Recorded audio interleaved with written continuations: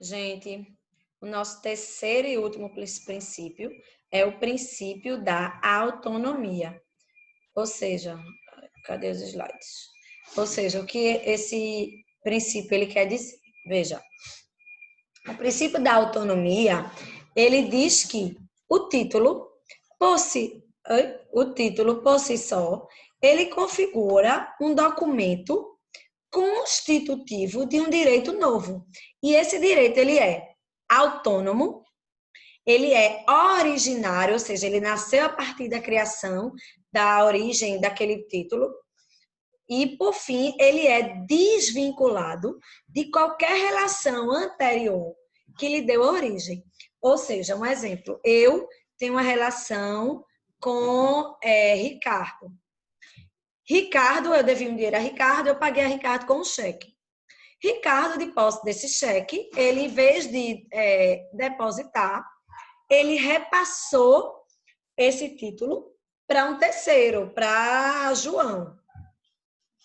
Se depois, Ricardo, eu perceber que, na verdade, eu não devia dinheiro a Ricardo, porque Ricardo não prestou, sei lá, um serviço que ele me devia, ainda assim, o direito de João de ter recebido aquele título de Ricardo, ele permanece.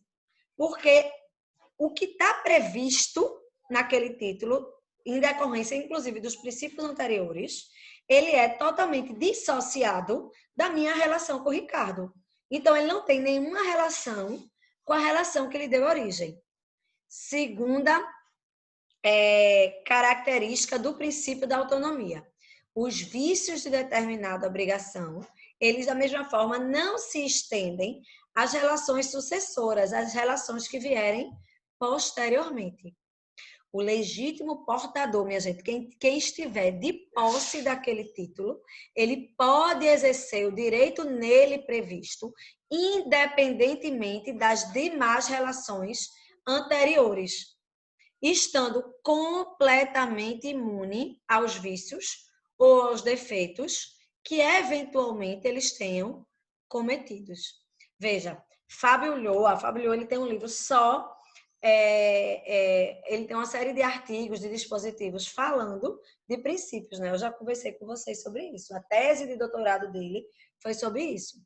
E Fábio Lhoa, ele subdivide o princípio da autonomia das obrigações em dois subprincípios, que são eles: princípio da abstração, ou seja, o título ele abstrai, ele isenta qualquer relação jurídica que o permeie.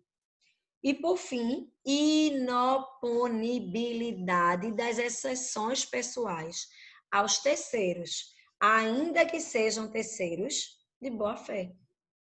Você não pode, se eu tenho uma exceção pessoal contra Ricardo, eu não posso alegar essa exceção a ele. Se diferente, outra situação, eu sou inimiga mortal de José, a pessoa a quem Ricardo passou esse título. Se eu descubro que Ricardo passou esse título para José e digo, não vou, eu me recuso a pagar a José, porque eu sou inimiga mortal dele, porque ele me deve 20 mil reais, então eu vou abater esses 1.000 reais que estão com ele do meu débito. Não interessa. Porque são inoponíveis qualquer exceção pessoal. Entendido, gente? Veja, além dos três princípios principais, alguns doutrinadores eles trazem outros princípios. São exemplos. E aí depende de doutrinador para doutrinador, enfim. Eles recebem nomes diferentes, recebem características diferentes e às vezes eles não são nem mencionados. André Ramos, por exemplo, na sinopse dele, ele nem menciona, tá? No livro menorzinho dele, sem ser o manual de direito empresarial. Princípio da independência ou substantividade. Veja, ele diz que os títulos, quando autossuficientes, eles não dependem de nenhum outro documento para complementá-los. Ele se vale por si só. Um outro princípio também mencionado por muitos doutrinadores é o princípio da legalidade ou tipicidade. O que é que quer dizer isso? Os títulos de créditos, eles são tipos legais, ou seja, somente receberiam a qualificação de título de crédito os documentos assim definidos em lei. Ou seja,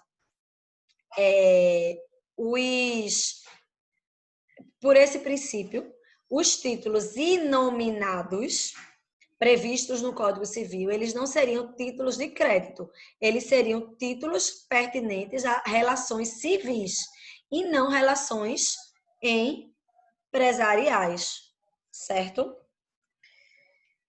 Gente, características dos títulos de crédito.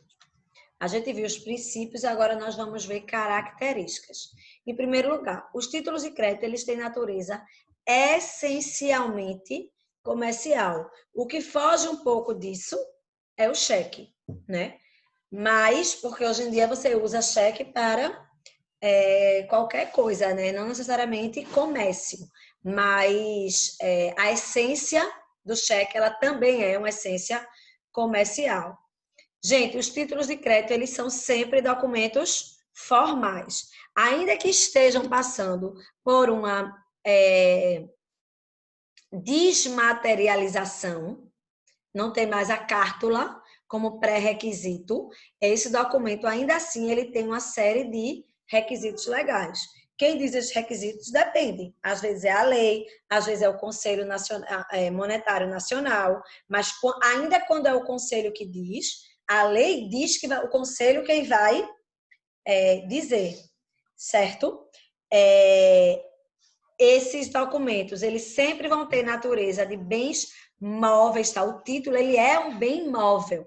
Está previsto nos artigos 82 a 84 do nosso Código, na nossa aula presencial sobre títulos de crédito, porque a gente está vendo, sempre eu vou postar esses vídeos e na próxima aula, na aula subsequente, a gente vai conversar pessoalmente sobre isso, tirando dúvidas e revendo todo esse conteúdo, porque a gente vai conseguir o quê? Solidificar esse aprendizado. Lembrando que título de crédito, apesar de ser um dos assuntos mais chatos e um dos assuntos menos queridos, mais difíceis, considerado por muitos, do direito empresarial, né, do direito cambial, que não tem jeito, gente. Eu chamo cambial, o direito, a matéria de vocês, eu chamo mesmo de empresarial. Me desculpe, mas é porque ela é o que eu tô. E o que eu estava dizendo? Sim, eles, apesar dele ser. Esqueci o que eu estava dizendo. Eu estava dizendo que ele é um dos assuntos mais cobrados em prova, apesar de todo mundo odiar. É um dos assuntos que mais caem OAB, inclusive em segunda fase. É um dos assuntos que sempre cai, sempre tem pelo menos uma ou duas questões sobre títulos de créditos em prova de juiz, de Ministério Público, delegado. É um assunto muito, muito cobrado, muito exigido em concursos, em provas, como tudo. É um título de apresentação, minha gente. Então, obrigatoriamente, você vai apresentar esse título, tá? Você precisa apresentar. Por quê? Porque ele é um documento necessário ao exercício nele previsto. Então, se você não apresentar, se eu não vi, o que ele não existe, certo? Gente, força executiva. O título de crédito, ele é considerado um título executivo extrajudicial. Está lá no novo CPC, no artigo 784, mas ele tem força executiva, tá? E por fim, circularidade, porque ele é um título que ele pode circular livremente, ele não é personalíssimo, tá? Ele não é exclusivo da pessoa para quem foi destinado originalmente, para quem foi emitido. Gente, classificação dos títulos de crédito. Veja, a classificação ela vai acontecer de diversas maneiras, a partir do parâmetro, tá? O primeiro parâmetro relevante é quanto à estrutura. Quanto à estrutura, ele pode ser de duas formas: de ordem de pagamento ou de promessa de pagamento.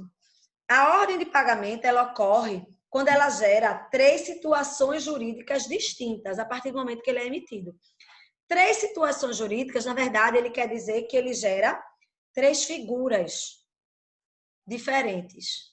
O sacador, que é quem emite o título, é quem se obriga a promover um pagamento determinado para terceiro.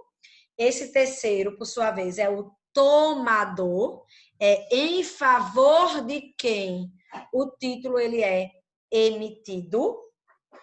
E se eu tivesse em sala de aula com o meu piloto, eu ia fazer um triângulo, tá? Então, eu ia fazer numa esquina, numa ponta, o sacador, que é quem emite, acima o sacado, que é contra quem aquele título é emitido, e aqui na outra ponta eu estaria o tomador. Veja, não existe relação jurídica entre o sacado e o tomador. Em regra, não existe relação jurídica entre o sacado e o tomador. Mas é ele quem vai ter a obrigação de promover aquele pagamento. Veja, em regra, são 3 títulos do nosso ordenamento jurídico que são considerados ordens de pagamento. O cheque, a letra de câmbio e a duplicata. Nessas 3 situações, nós vamos ter as 3 figuras, o sacador, o sacado e o tomador. Certo? Um exemplo. Eu estou devendo dinheiro a uma duplicata. Eu estou devendo dinheiro a Ricardo de novo. E aí, Ricardo, eu vou preencher, tá? Uma duplicata. Vou dizer a Ricardo que o banco, onde eu sou correntista, ele vai depositar, ele vai tirar da minha conta corrente e vai depositar na conta corrente de Ricardo X reais, um determinado valor, certo?